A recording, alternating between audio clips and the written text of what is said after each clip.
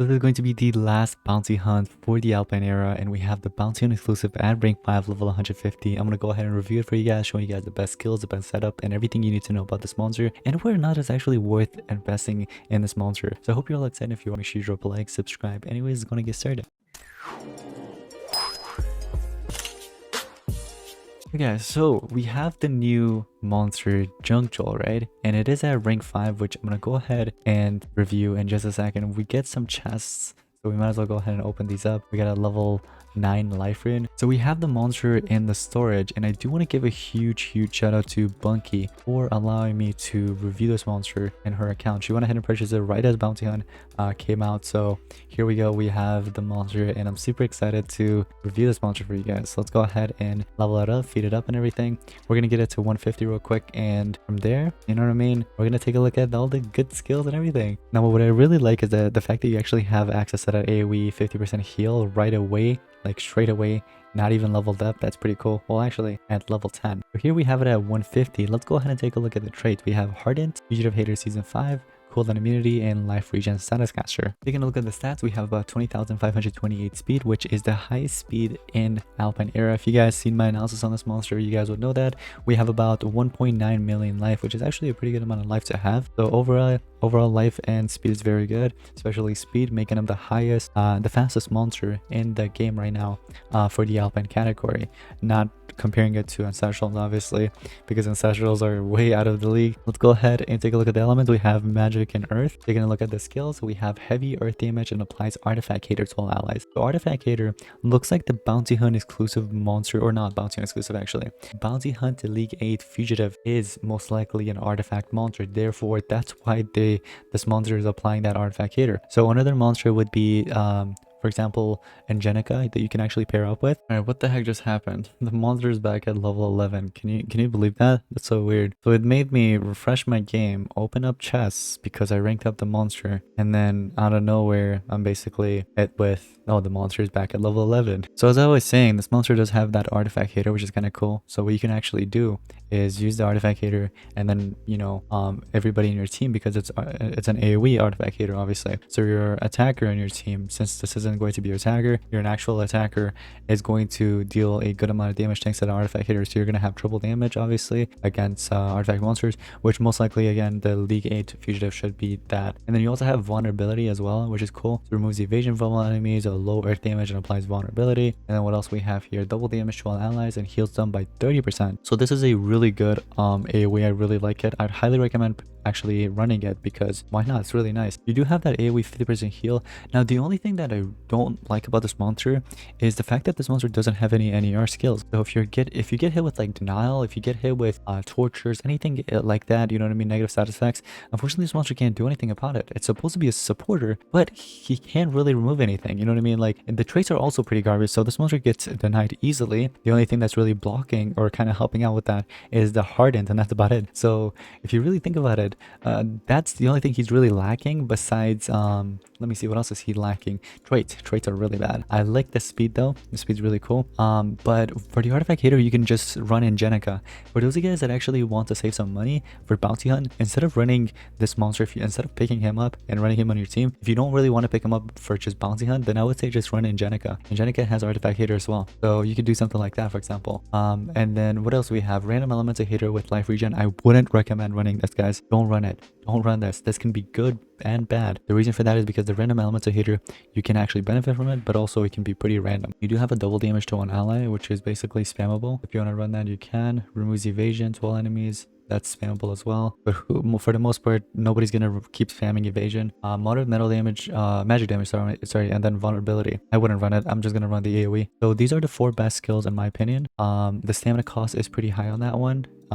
But other than that, cooldown wise, not bad on all of them. Let's take a look at the ultimate. Removes positive stats, looks from everybody, trait disables, very heavy magic damage, and applies mega possession. I really like that ultimate. Taking a look at the relics, what I would highly recommend doing is pairing it up with Adderlast Trap. And for the amulet, you can do something that will regenerate your stamina, like Tanny's amulet, or you can basically throw in anything else.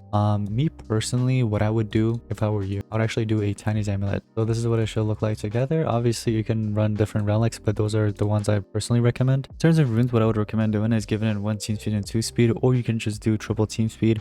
Triple speed also works out. Just play around with speed and team speed, basically. So here, what I'm going to do is basically mainly just use him for the artifact hater, vulnerability, and obviously the double damage, especially the double damage. That's what I'm going to mainly use him for. And so I'm going to pair it up with alongside Grifania there. The only downside to using him, I would say, would be tortures and negative status effects. Unfortunately, you can't do anything about that. Like, as you can see, demonic pact is severe for this monster because you can't do anything about that. Now, what you can do is actually apply or remove evasion if you want, but you don't really need that because we have a pure monster on our side. We're gonna do double damage, so we're gonna just benefit from the double damage real quick, and we can basically one tap whoever we want here. I'm gonna actually one tap this monster. Hopefully that lands because I didn't have sunburn. I didn't want that to miss because of that. So we got rid of the main threat, but the issue here is, first of all, I can go with immune to torture, which is good. So thanks to Skycold, not him, but Skycold for that torture immunity. But besides that, we can remove evasion now because unfortunately we can't use any more pierce. So this would be nice against Elvira.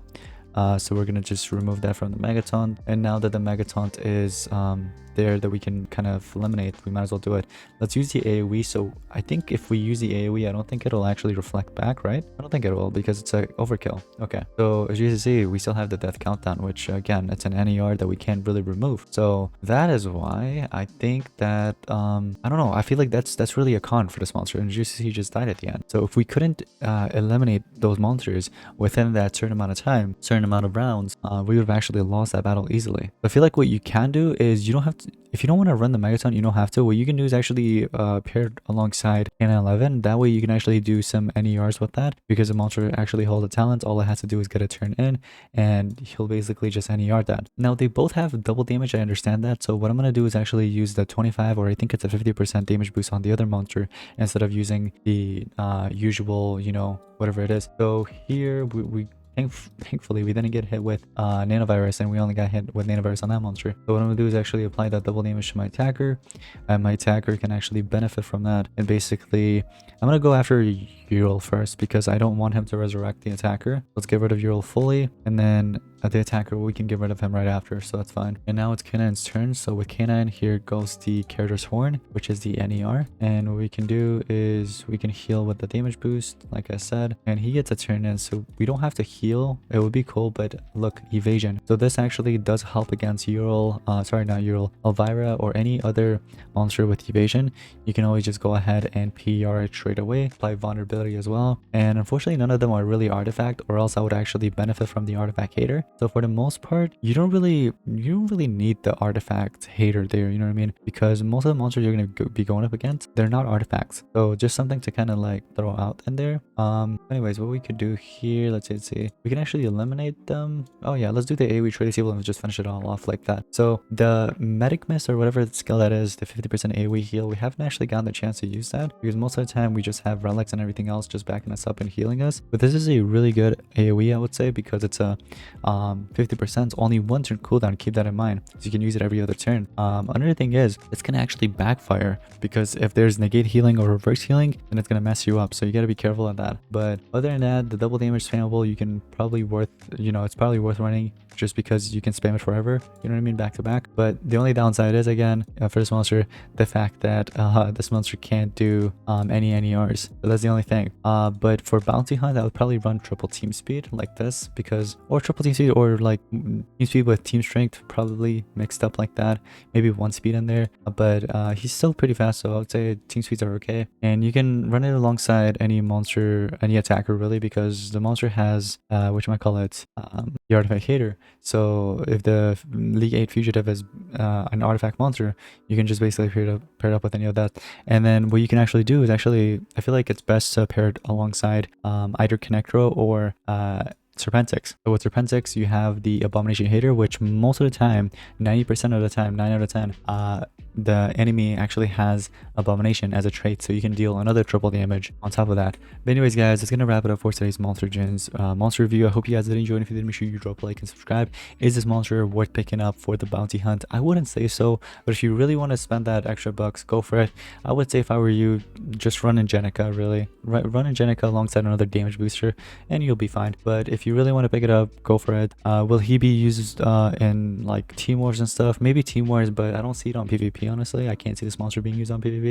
But yeah, unless maybe they release a really good like artifact attacker or like artifact meta monster, and he can be the counter because of the artifact hater, but I doubt it. Anyways, guys, I'm gonna wrap it up. Thank you so much for watching. I'll see you in the next one. Peace out.